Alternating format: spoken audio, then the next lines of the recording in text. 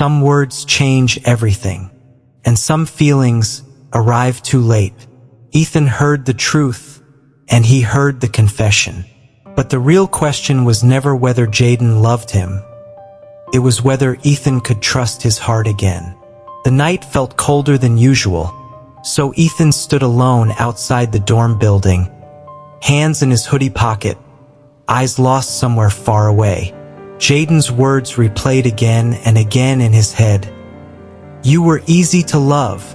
Ethan closed his eyes tightly, because part of him wanted to believe it so badly, but another part was terrified of getting hurt again.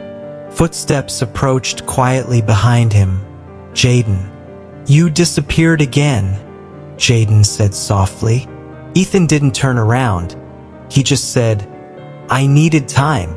Silence followed, the kind that carried too many feelings. Jayden leaned against the wall beside him, not too close, not too far. "Do you remember the first week we met?" Jayden asked quietly. Ethan gave a small nod. "You ignored me for 3 straight days," Jayden recalled, and a tiny laugh escaped him. Ethan almost smiled. Almost. "I thought you hated me," Jayden continued.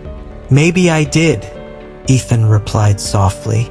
Jayden looked at him and asked, "Then what changed?" Ethan hesitated because he already knew the answer, and Jayden did too. The late-night talks, the laughter, the quiet comfort. Somehow, Jayden became the one person Ethan looked for without realizing it. "I meant everything I said," Jayden whispered. Ethan finally looked at him, really looked at him, and saw that Jayden's eyes were tired, honest, vulnerable. "I know I hurt you," Jayden said, "but I need you to understand something."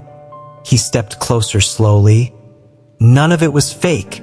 Ethan's chest tightened, and Jayden's voice trembled slightly. "You became important to me before I even realized it," he said, and took another step closer.